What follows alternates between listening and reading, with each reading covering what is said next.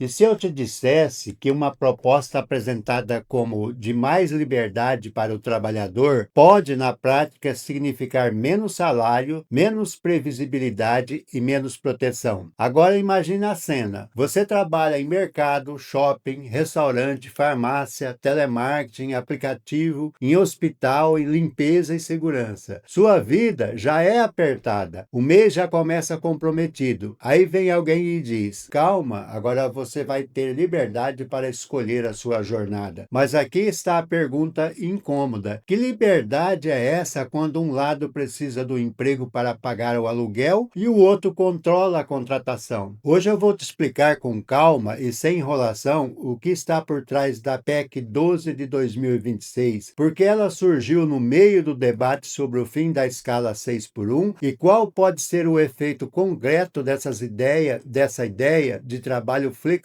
por horas, porque o nome parece moderno, mas o impacto pode ser bem antigo, trabalhador assumindo o risco que antes era da empresa. Esse é o direito explicado para quem não é advogado. Bem, o que é a PEC 12 de 2026? Primeiro ponto, a PEC não está falando apenas de organizar melhor a escala, ela mexe numa lógica muito mais profunda. PEC significa proposta de emenda à Constituição, ou seja, uma tentativa de mudar o texto da Constituição Federal. Não é uma lei comum, é uma mudança nas regras mais altas do jogo. Segundo a página oficial do Senado, a PEC 12 de 2026 pretende alterar o artigo 7º da Constituição para permitir que o empregado escolha entre o regime tradicional da CLT e um regime flexível baseado em horas trabalhadas. CLT, para quem não está familiarizado, é a consolidação das leis do trabalho, um conjunto de regras que organiza salário, jornada, férias, 13º, FGTS, descanso e vários direitos de trabalhador com carteira assinada. A proposta é apresentada com uma palavra muito sedutora: flexibilidade. Só que flexibilidade pode ter dois sentidos. Pode ser flexibilidade para o trabalhador estudar, cuidar de um filho, organizar a própria rotina. Ou pode ser flexibilidade para a empresa chamar menos, pagar menos e transferir para o trabalhador a insegurança do mês. E é aqui que muita gente se engana. O problema não está só em trabalhar menos horas. O problema está em saber quem decide essas horas, com que poder de negociação e com que garantia mínima de renda. Pelo que foi divulgado, no regime flexível por horas trabalhadas, a remuneração e direitos como férias, 13º salário e FGTS seriam calculados proporcionalmente à carga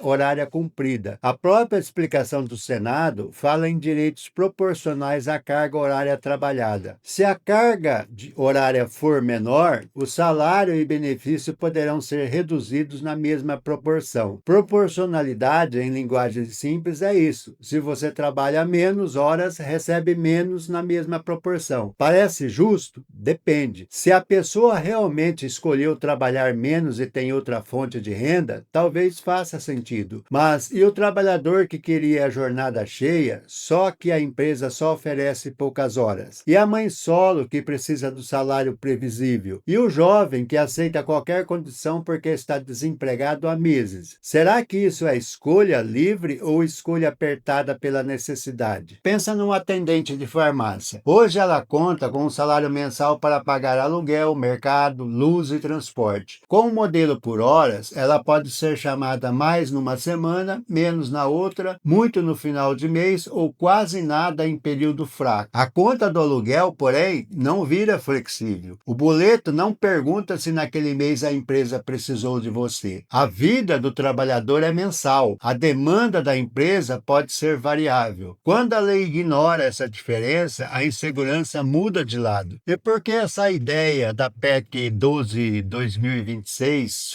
surgiu justamente agora? Porque o Brasil está discutindo o fim da escala 6 por 1. Escala 6 por 1 é o modelo em que a pessoa trabalha 6 dias e descansa um. Para muita gente, isso significa viver a semana inteira em função do trabalho, com pouco tempo para a família, estudo, saúde, descanso e vida social. Aí aparece a PEC 12 de 2026, proposta pelo PL PL, poucos dias após a Câmara aprovar a PEC 221 de 2019, que reduz a jornada semanal de 44 para 40 horas e extingue a escala 6 por 1 ao estabelecer 2 dias de descanso para cada 5 trabalhados. Então, repare atenção. De um lado, uma proposta que caminha para reduzir jornada sem reduzir salário. De outro, aparece uma proposta que fala em flexibilidade, mas admite salários e direitos proporcionais às horas trabalhadas. O debate não é simplesmente ser contra ou a favor da flexibilidade. O debate verdadeiro é flexibilidade para melhorar a vida do trabalhador ou flexibilidade para baratear o custo do trabalho. Porque uma coisa é reorganizar a jornada mantendo proteção. Outra coisa é dizer, você trabalha quando eu precisar e recebe só quando eu chamar. É uma diferença enorme. Agora entra outro ponto delicado.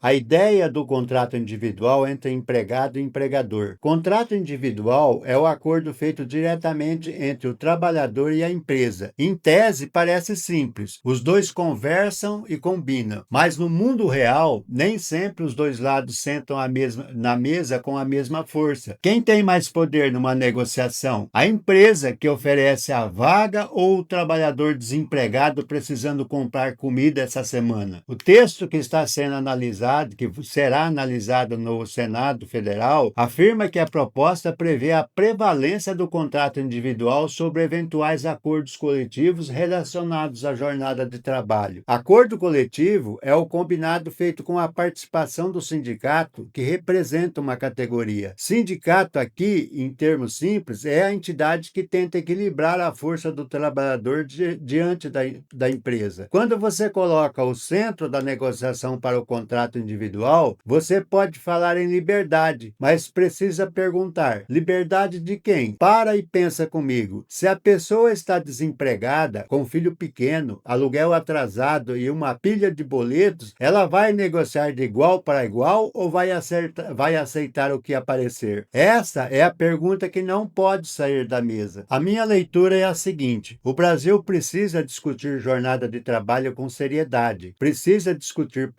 produtividade, saúde mental, competitividade, tecnologia, pequenas empresas, custo de emprego e vida digna. Mas não dá para vender precarização com embalagem de modernidade. Precarização, traduzindo, é quando o trabalho fica mais frágil, menos renda previsível, menos proteção, mais insegurança, mais riscos para quem já está na ponta mais fraca. E aqui está o centro da questão. O trabalhador não vende apenas horas soltas. Ele organiza a vida inteira em torno da renda do trabalho. Ele aluga casa com base no salário, compra comida com base no salário, assume prestação com base no salário, planeja estudo, transporte, remédio, escola de filhos e cuidado com o idoso com base no salário. Se a remuneração fica instável demais, o trabalhador pode até estar formalmente empregado, mas materialmente inseguro. Carteira assinada sem previsibilidade pode virar